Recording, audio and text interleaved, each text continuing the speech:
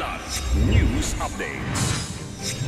Mga balita ngayon, impeachment trial kay VP Sara sisimula ng Senado pagtapos pa ng SONA ni PBBM. Pagsusulong ng kapayapaan sa Basilan, pinapurihan ng Army. Bilateral at multilateral defense relations ng Estados Unidos at Pilipinas, pinalalakas pa sa Trump administration.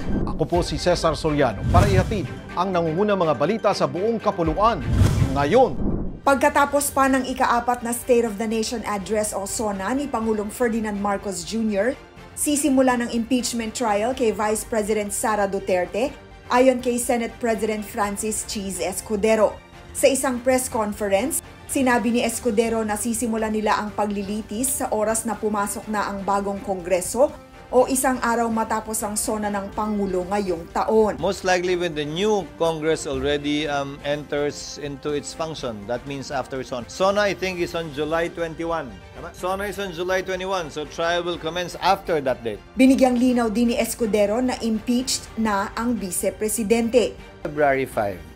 The Vice President was already impeached. She's an impeached Vice President already. That's the beginning of the process. The process has begun. Una nang sinabi ng Senate President na walang rason para magdaos ng espesyal na sesyon ang Senado para sa impeachment trial ni VP Sara ngayong naka-session break ang Kongreso para bigyang daan ang election season.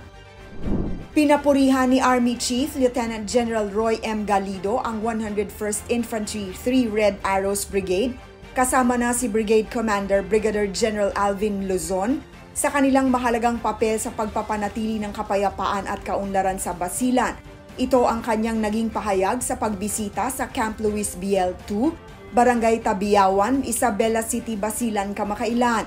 Pinasalamatan rin ni Galido ang mga sundalo sa kanilang disiplina, dedikasyon at sakripisyo para sa seguridad ng mga mamamayan ng Basilan. Ibinahagi pa niya ang mga hakbang sa pagpapataas ng moral ng tropa kabilang ang pagpapalakas ng pamumuno ng non-commissioned officers o NCOs, pagbibigay ng bagong uniforme at dagdag na subsistence allowance. May kaakibat na panganib ang pagiging sundalo, hindi maaring maging kampante dahil ang isang maling desisyon ay maaring magbunga ng matinding epekto at buhay ang maaring maging kapalit nito, ani Galido.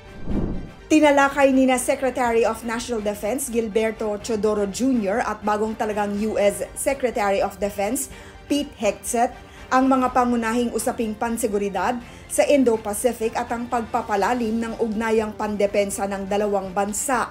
Ipinahayag ni Teodoro ang pangako ng Pilipinas na patuloy na makipagtulungan sa Estados Unidos upang mapalakas ang depensa laban sa mga banta sa West Philippine Sea o WPS. Sinang-ayunan din ng dalawang opisyal ang pagpapalawak ng alyansa sa pamamagitan ng mas maraming kasaping bansa. Binigyang diin din nila ang kahalagahan ng mga patuloy na pagsasanay at hinaharap na proyekto para sa mas matatag na seguridad sa rehiyon. Para sa Kidlat News Channel, ako si Rosalyn Sinchonco, nag-uulat. ako po si Cesar Soriano, kasama nyo sa bawat pagputo ng balita.